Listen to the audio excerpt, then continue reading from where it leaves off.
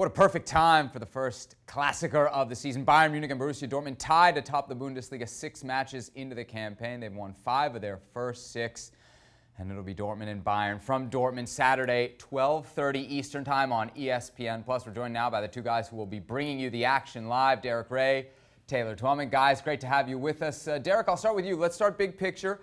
Talk about this series, because when we talk Bayern Munich and Borussia Dortmund, we're talking in theory about the two best teams in Germany. But if I look at recent results, Munich has dominated, not just wins, losses. I'm looking at a 4-0 from last year, a 5-0 from last year. As we approach this game, where do you see the gap between Bayern Munich and Dortmund? Well, there have been several thrashings in recent years, Seb, handed out by Bayern at Dortmund's expense, but mostly at the Allianz Arena, not so much at the Signal Iduna Park. And it remains to be seen what the dynamic is with no fans in attendance at this particular Klassiker. Now, I think we should talk about the fixture and give it the importance that it deserves. But remember, if you were to go back 30 years, this wasn't the biggest fixture in Germany. It's a very recent thing, but it is fair to say that it has become the most important game on the German calendar. It won't be decisive. It will be direction pointing in terms of the rest of the campaign. And what I look at when I analyse Bayern and Dortmund so far is two very different approaches. Bayern have done it by sweeping the opposition aside, burying them beneath an avalanche of goals, not worrying so much about the defensive side of things. Borussia Dortmund, on the other hand, very tight defensively, with the exception of that one mishap in Augsburg, and taking their time, weighing up the opposition, breaking them down, and in every case but one, that match in Augsburg, getting 3 points. So a slight contrast in approaches. Taylor, Derek describes two pretty different teams. What kind of game do you expect Saturday? Well, you naturally expect a ton of goals, right? And yet, when you look at Borussia Dortmund at the early start of this campaign, they've been very good defensively. Now, whether or not that continues against the likes of Bayern Munich, I think that determines ultimately if they can defeat Bayern Munich. Now, in saying that, I think Bayern Munich's a little bit more vulnerable than they were after the global pandemic pause. Since coming back, they've had some injuries on the back line. Obviously, they've got some contractual issues with some of their defenders and David Alaba, as they've just now rescinded their contract offer over the last 24 to 48 hours. So it's going to be interesting to see what kind of Bayern Munich team you get, but they come flying at you in all different ways, Seb, and they can score goals.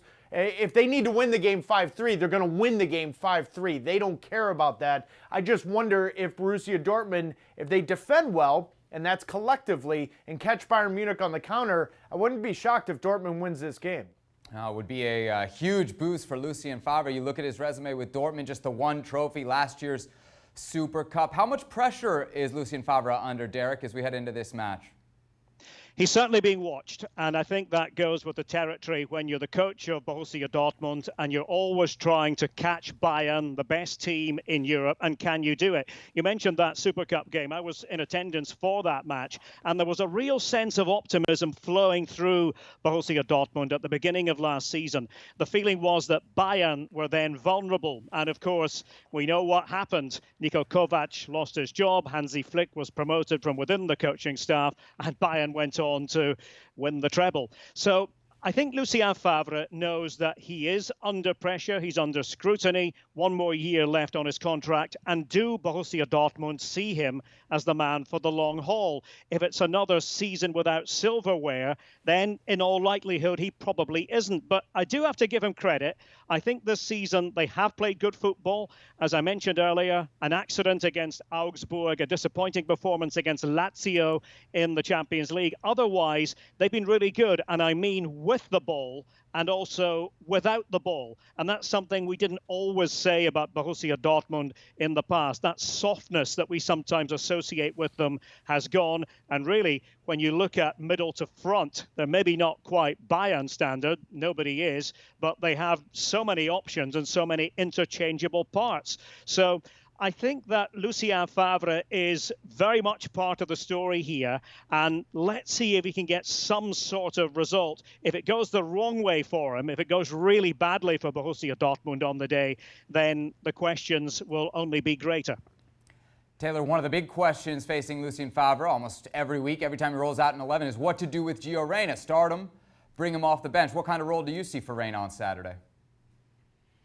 Well, it all depends on where Giovanni Reyna's fitness is after the Champions League midweek, right? And we've seen him come off the bench at times. And I wonder, in a game of this magnitude after the Champions League game this midweek, maybe that is the role. We don't know yet. I've actually reached out to him, and they're going through that kind of training and regrouping after that Champions League game right now. So he actually doesn't even know what that role is. I will say this, though, and it's very interesting that Derek brings it up, is that softness of Dortmund.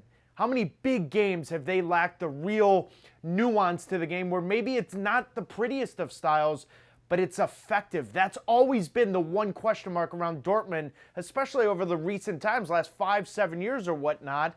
And this one may be different. Because of the vulnerability of Bayern Munich, I think Dortmund kind of looks at it and says, you know what, we may have this. Now, in saying that, they also have an inexperienced squad at times in these big games, and whether or not that rears its head is another one. But Giovanni Reyna is a massive, massive part of what this team wants to do going forward, and especially if he starts from the beginning, I'd argue that Pavard's been one of the weaker players for Bayern Munich since the return. That gives Reyna a real opportunity to have an impact on this match. Derek, I don't think anyone would accuse Bayern Munich of being soft, and yet there are some criticisms, I guess you could say, some worries about their depth, maybe their defense. What are the real concerns heading into this weekend for Hansi Flick? Because other than that Hoffenheim game, it's really hard to point to any football we've seen from Bayern with a critical eye. Well, I go along fully with Taylor with regard to Benjamin Pavard because he has not been playing well this season. We have seen lapses in concentration, really silly mental mistakes. You think back to that game against Hoffenheim when he was just terrible off his game. You think about being nutmegged by Doan of Bielefeld recently, and even as recently as the Salzburg game in midweek in the Champions League. You know, Bayern know that he is somebody who has not really stepped forward this season. Now, they signed Bunassar as somebody who can play there. I'm not ready to say that I think he'll come in for Pavard for this game, but Pavard certainly is on notice that he has to up his game. And so somebody like Gio Reyna will be fully briefed on that and will try to take advantage of that. Taylor also mentioned David Alaba and that contractual situation. Alaba was in many respects the star man of the defence, one of the star men of the team last season. He has been a little bit disappointing. Again, tempering it. You know, it's not as though he's been terrible, but just one or two mistakes and one or two performances that haven't been 100% brilliant. Now, on the other hand, I do think Jerome Boateng, and a year or so ago, we didn't think we'd be seeing Jerome Boateng in Bayern colours at this particular time, but I do think that he really is back to his best. And I think Lucas Hernandez, who has taken his chance at left back with Alphonso Davies struggling for form and then picking up the injury, I think Hernandez is somebody who has walked through the door that was open for him. So Bayern do have all these interchangeable parts defensively as well.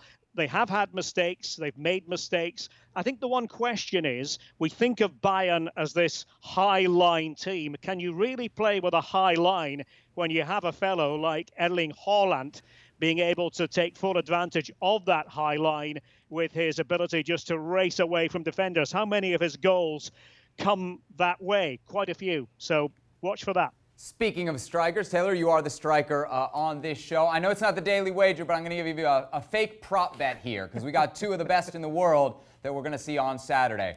Robert Lewandowski or Erling Haaland. Who scores more on Saturday in the Klassiker?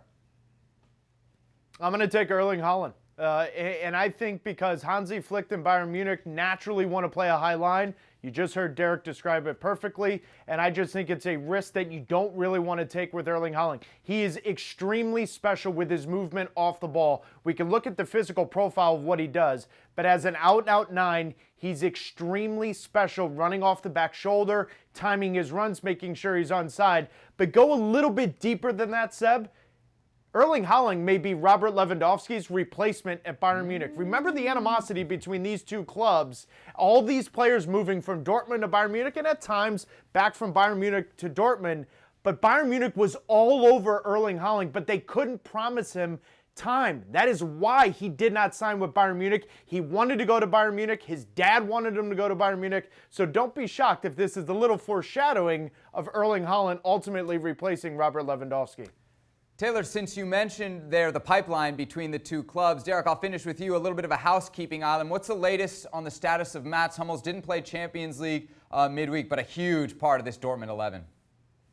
Yes, Borussia Dortmund are very hopeful that Mats Hummels will be in the side, and he is somebody who really has been terrific for them, not just as a pure defender, but as somebody who starts the build-up, has that eye for a pass, can do so many different things, and of course has started to be a bit of a goal machine for them as well. And that is a sign of the times with Borussia Dortmund too, that they are scoring from set pieces, something they weren't particularly good at last season. So Hummels is a leader. I think that since they've gone to the back four, they've been better. It's incredible, really. They had a back three for the best part of a year and had success with that, but they've switched to the four, even putting somebody like Axel Witsel in there in midweek out of necessity, and it still works for them. But yeah, Hummels will be one of the big keys to this game for Borussia Dortmund, not just in terms of closing the door, but as an attacking option too, given what he's done in recent games. Well, thank you very much for watching ESPN on YouTube. For more sports highlights and analysis, be sure to download the ESPN app. And for live streaming, premium content, and let's not forget as well, ESPN FC 7 days a week. Subscribe to ESPN Plus.